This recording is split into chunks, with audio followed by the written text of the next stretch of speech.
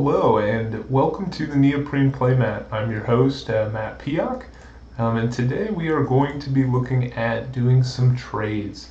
This is a segment, part of our Spend My Money Mondays. As you may or may not know, every month I have $100, that's it. And I'm using that $100 to buy some board games, trying to figure out how to spend that money. One of the ways I've found to get the most bang for my buck is to do some trades. So today I'll be working with BoardGameCO here to make some trades. I do want to say that this video in no way is sponsored by BoardGameCO. It's just what I've used to facilitate trades. I think that it's quick and easy. So I'm going to walk you through it and kind of walk you through my process and get a trade going today. So alright, so here on BoardGameCO.com, he does have a shop. He sells new and used games. It's a really great place to find stuff that's been out of print for a while because he does have a really large used inventory. That said, I only have $100 per month, and so now that I have a game collection around 200 games, I've found that trading games usually makes a little bit more sense economically because I can get a little bit more bang for my buck. So this week I'm going to start here. So we're going to come down here, go to propose a trade.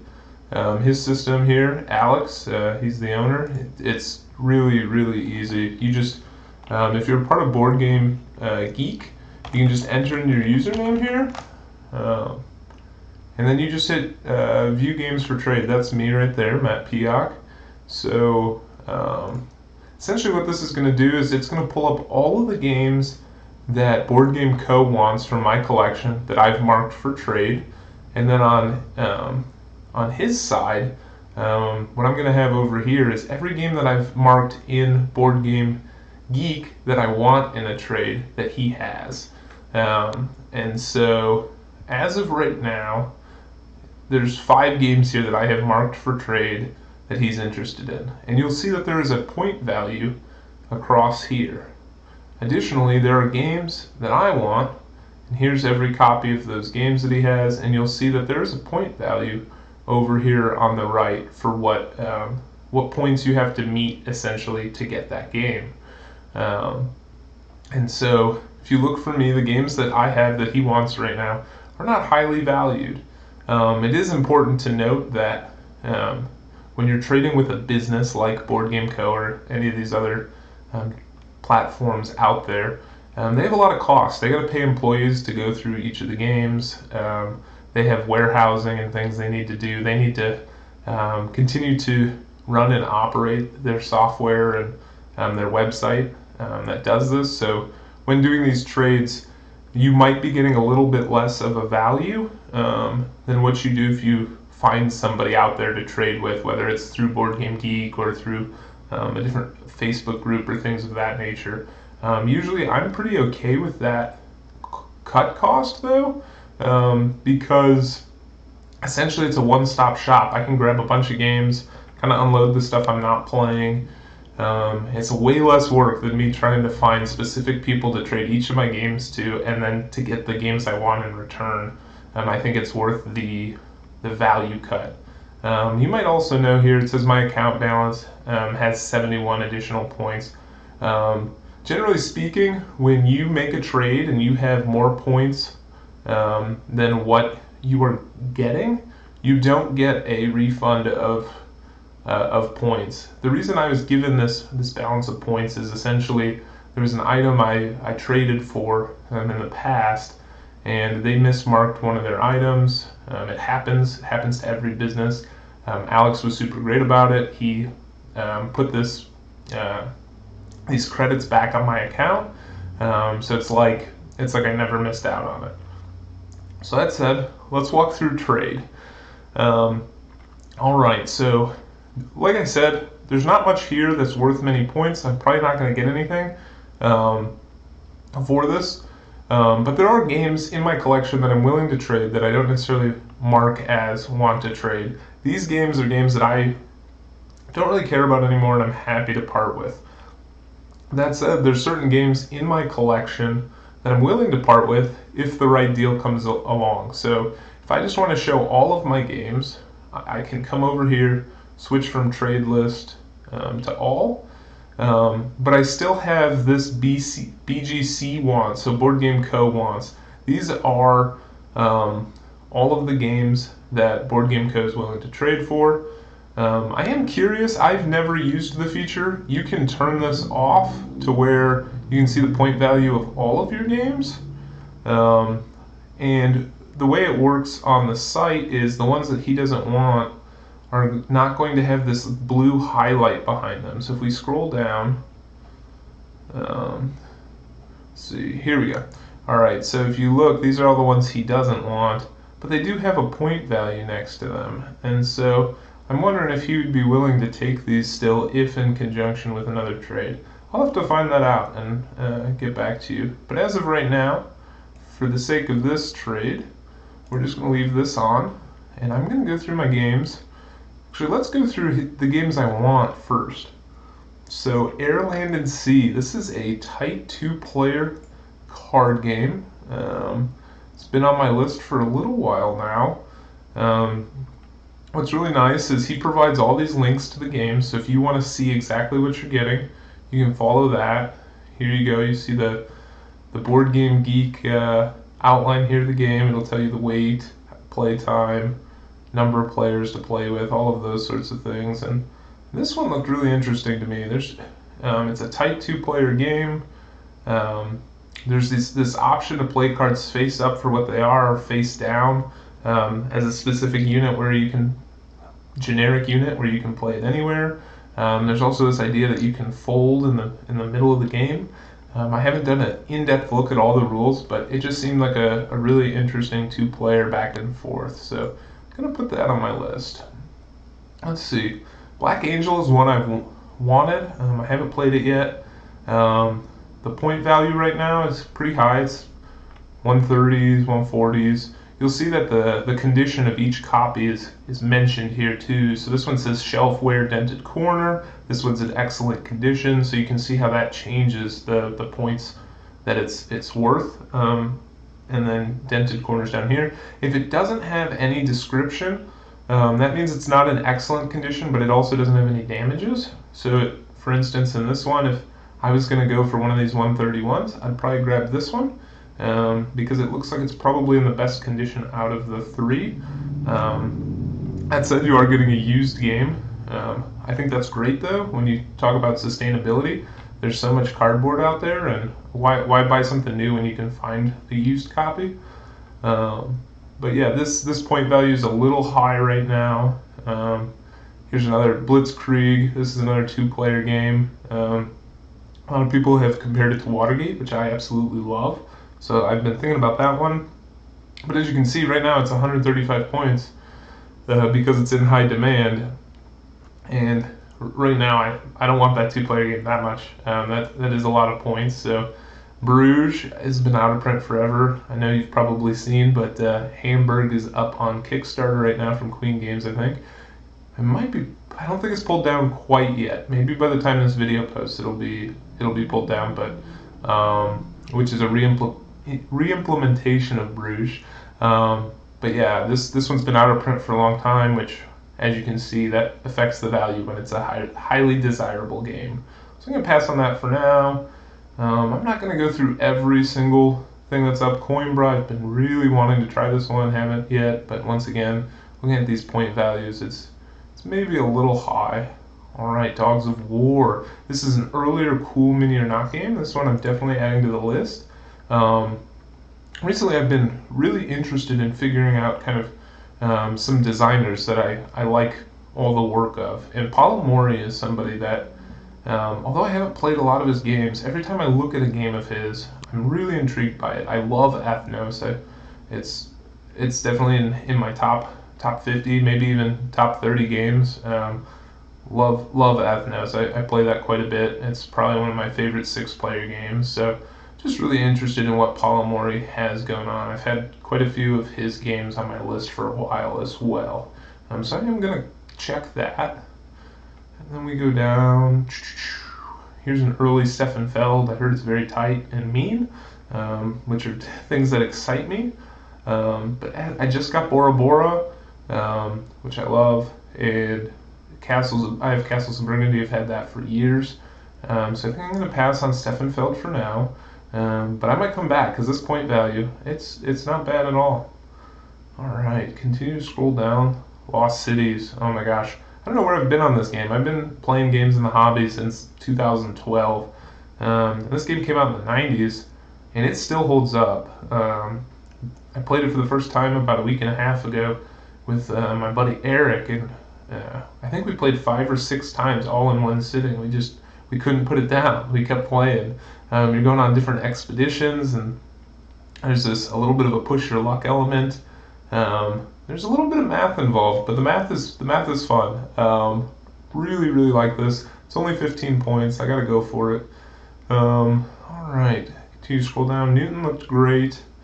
102 points. We'll see. I might come back to it. Same with Outlive. It's right around that 100-point mark.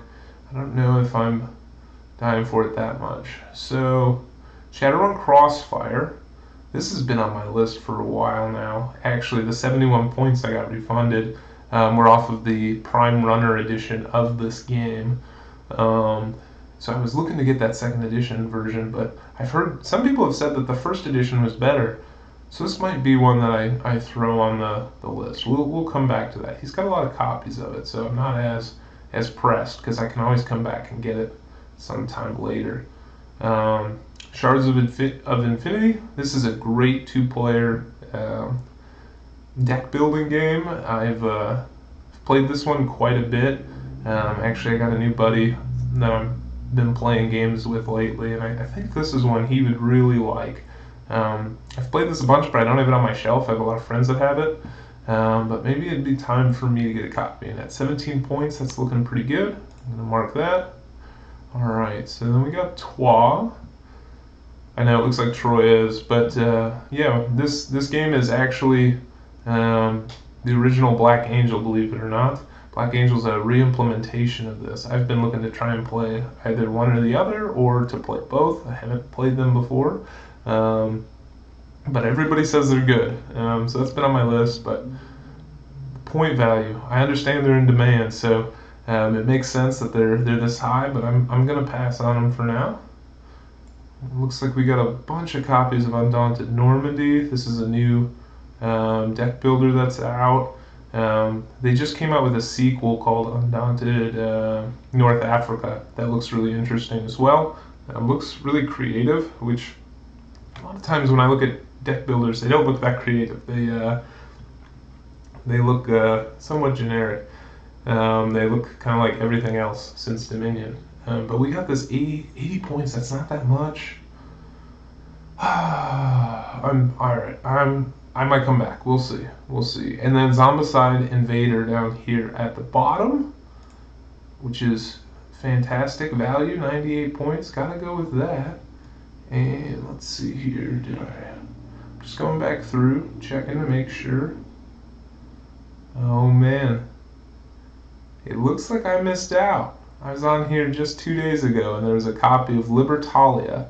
I was really looking to put that on this list. That was one of the Paulo Mori games that I've been waiting forever on, and it looks like I waited too long. That happens a lot of times when you got these used games that are in tight demand. I know right now on Amazon, Libertalia is at $115 for the board game, and I'm not paying that for it. So.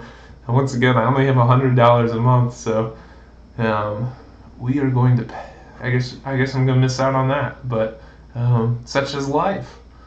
All right, so next, I always go to review and propose trade. I know I haven't checked anything on my side over here to trade yet, but I just want to see what point value we're at. So let's take a look. So we got 26, 75. So our total's 231. And I have 71 points in credit, which means I got to get right to that 160 mark. So that sounds good. I can definitely do that.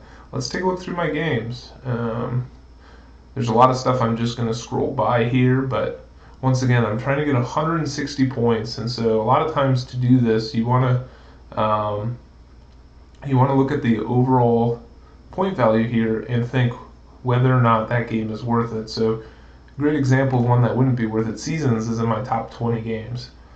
Maybe probably top 15. It's 34 points. I play this game all the time. There's no reason I would trade this.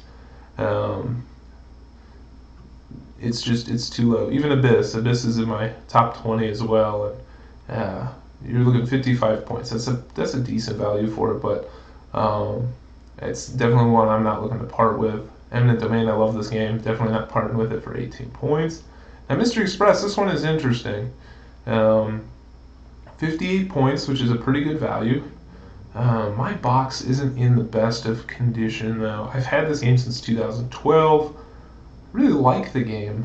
It's definitely different from a lot of other deduction games I have. It doesn't make it to the table that much, but I think I'm going to keep this one. Let's see. Now Terra Mystica is an interesting one. This one has been on my shelf since it came out. I've played this game a ton. I've probably played it over 50 times, and it just doesn't come out that much anymore. My group just has played the mess out of it, and we've moved on to other heavy euros, not heavier. Terra Mystica's pretty heavy. I mean, it's not Vital Lacerda, but it's fairly heavy. So, but I might come back to that. I might trade that. My brother also has a copy, and so anytime there's duplicates in the group, there's more incentive for me to trade it. All right, so Ghost Story is one of my favorite games. Definitely not trading that. All right, so nothing personal. This one I don't really play anymore. 37 points I think is pretty good. I never really played this one that much. I've probably gotten it to the table twice or three times, and I got it right when it came out. So it's definitely time to part with that. All right. Keep scrolling down. This right here is my favorite game. No way I'm ever trading that, but it is always interesting to see what certain games are valued at over here. Now, Five Tribes. This is one of my thinkier two-player games that I have. I mean, it plays with more, but the more you add to this game, the more thinky it becomes, which leads to analysis paralysis. And there's this problem where the board state completely changes between players' turns, and so each player, you can't plan for your turn while other players are going. You have to wait to see how the board is going to turn out, but when it gets to you. And so this one is right on the edge for me. I might pull the trigger and get rid of this one. It's still worth 64 points. That's pretty good. So let's do that. All right, now you guys might be hating me for this, but I think Maximinians has got to go. It's got a 109 point value, which is pretty high. I got this game the second wave when they released it. It's a good game. I've played it. I've played through the first 5 scenarios. I haven't finished it, but it's just sitting on my shelf. I've got some of the minis painted, some aren't. It might affect its trade value. I'll have to, after I propose the trade, I'll have to do a contact through BoardGameGeek and just see if he's cool with some of the minis being painted. But yeah, it's one that I think somebody else would play it a lot more than me, and so there's no reason for it to collect dust on my shelf. It's all about more games being played by more people, so I'm happy to share the wealth with people. That one I will be trading. Let's continue down. All right. Let's take a look here. Now I think I got one coming up here soon that I'm looking to trade. Summoner Wars. Yeah, it's a little bit further down. So Summoner Wars, it's a great 2-player game. Definitely have no problems with it. This is a very crowded market, the 2-player head-to-head games. I've been playing Sorcerer, Untamed Feral Factions.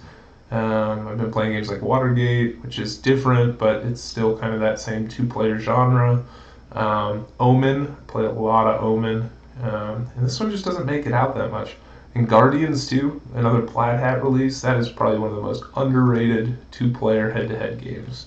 If you haven't played that one, definitely check that out. But that's Guardians. But yeah, Summoner Wars. This one I'm definitely gonna trade. This is interesting. Guogong. So the owner of BoardGameCO, he runs a channel. You may have seen him, Alex Radcliffe. I've mentioned his name a few times in this, but he made a video the other day where he was talking about how he was thinking about trading his copy of Guogong, and I went on there and I was telling him, don't trade it. It's interesting.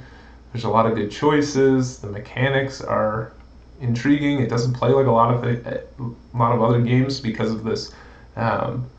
There's this gift exchange worker placement, so you're playing cards from your hand that are going to affect what you're able to do on each of these spots. So you play it and you pick up the gift that's on there. I haven't really seen any other games do anything like that. But that said, I haven't played it that much. It sits on my shelf. It looks very pretty. And maybe it's time for me to part with it. One thing that's great about trading is you can always trade for it back. You might lose a little value on it, but it's not gone forever. A lot of times people think if they get rid of a game, it's gone forever. If it compels you enough to get it back on your shelf, then that's great. That means you found a good game, or one you're willing to try again. Let's just click it for now. We can always go back. All right. Role Player's one I've considered trading. It's got a decent trade value right now at 66 points. It's one that I like. I enjoy playing, but I don't know how much I want to pull it out when there's other things on my shelf. If anybody brought this to the table and said, "Hey, I really want to play Role Player," I'm in. I'm playing. But when I look at my whole shelf and I say, "What do I want to play?" Role Player nearly never is at the top of my list. So it's a possibility. We're gonna hold on to it for now. Let's see here. And then these are all games I've recently purchased or recently traded for, so there's going to be nothing in there. All right. So let's come back to the top here. Let's review and propose this trade. All right. So if you look at my total, I'm at 315. I'm way above. Remember, we had to hit 160, so I'm going to cut some of these games out. So the question becomes, what games do I cut out? I think what I'm going to do, I'm going to cut out Guogong and 5 Tribes, and let's see where that leaves us. So scroll back down, uncheck 5 Tribes, uncheck Guogong. I know I just talked about how I was ready to part with it, but out of the list that's there, it's probably one that I want to keep. All right, so let's review and propose trade again. So 193, so I'm still 33 points over. If I pull this, nothing personal out though, I'm going to drop below those points that I need. So I could save the credits for later. I don't need to spend all 71, but let's see if there's something in that 30 range that intrigues me here. All right, so scrolling up, scrolling through. Could get Hyperborea. This is a bag builder back from like 2013 or 2012 that looked really interesting. It's one I wanted back then, never got a chance to get it. That point value looks really good, but I don't know. I don't think it's worth it right now. Yeah, I think I'm happy with what I have, so I'm just not going to spend all of my points. So what we'll do, we'll go here. 231 minus 193 is going to be 8, 7. What am I doing wrong here? Oh, that's what I'm doing wrong. 3. So, you know what? Hold on. I'm just going to pull out my calculator here real quick, rather than doing this math wrong. Let's see here. So, all right, 38. That's what I thought, but I don't know what I'm doing. All right, so 38. credit points I'm going to spend out of my 71. That's going to make this match up. Once you get those points to value, you should definitely review the trade. So make sure that these are the games that you want to trade for these games. So I've got Nothing Personal, Mechs and Minions, Summoner Wars Master Set. Those are the games I got going out. Totally okay with the 3 of those. Let's see if I like it for the trade that I've set up. So we've got Land, Air, and Sea, Dogs of War, Lost Cities, Shards of Infinity, and Zombicide Invader. I'm looking at this. I don't know if that's a trade I want to do. I feel like I need another big box game in here. Maybe cut out Lost Cities, Shards, and Air, and Land, and Sea, and grab something big box. But altogether, their point value, 32 plus 26, so 58. 58, I don't really have anything in there that looks like 58, but then 58 plus 38, this is all game. It's like trying to math out all the points is part of the fun of this. I'd have room for something that's 96 if I got rid of those 3 and went for a big box game. Let's just see what that looks like. I'm curious. 96. I'm sorry, this is the process. I go back and forth. You just gotta go back and forth. You gotta try and figure out what's gonna work. Oh, and that's interesting. Outlive is at 98 points, so that is a potential. Raiders of the North Sea, a great game. That's at 89. Oh, here's a game that's at that 50-point mark. Maybe I grab this and I drop out one of those games, and then we go from there. That could be interesting because if I have 38 points, I would need to come up with another 12. That, or I could get Undaunted Normandy. That would definitely fit value-wise. A new one's 96, which is exactly the number that I was looking for if I cut those 3 games out. Question is it worth it to cut those 3 out to get Undaunted Normandy? I'm telling you guys, this is all a game. It's all a game. You know what? I think after all this, I know I've been back and forth. I think I'm just going to go with it. I'm going to go with what I had originally. Not going to change this up. Outlive is tempting me, but then I got to find a way to put 2 points, and I don't know if there's anything I want to. I mean, I could trade my Tides of Time. That's worth 3. Could throw that in there, but yeah, I think I am gonna leave it the same here. So this is what I'll be trading out. This is what I'll be getting in. A little sad Libertalia is no longer there, but throwing those 38 points of credit, and then you just hit send trade. Boom. So what's going to happen from here is that BoardGameCO is going to reach out to me through BoardGameGeek with this trade proposal. We're going to talk about kind of the nuances of it, and then I can get a discounted shipping code through his company. So it makes it really easy to ship things out. I just get a box, throw all my stuff in it, wrap it up, make sure that it's not going to be damaged. He sends me a shipping label and an invoice for the cost, and then I pay that, I ship it out, he ships his, and we make the trade that way. Super easy. I'll tell you guys next week how much this trade ended up costing me. I think it'll probably be somewhere around 20, 30 bucks. I don't know. Probably, I'd like to say 20, but Mechs and Minions is pretty heavy, so, and it's pretty large, so it might push the shipping up. We'll see. Maybe it'll be less than 20. If it was less than 20, I would definitely celebrate, because that means I got a lot more money to spend this month on games. So stay tuned for that. In the comments below, tell me what your most recent trade was. What's something you've done, or a place you found trades to be successful. Other than that, I'll report back next week. Thanks, guys. Have a good one.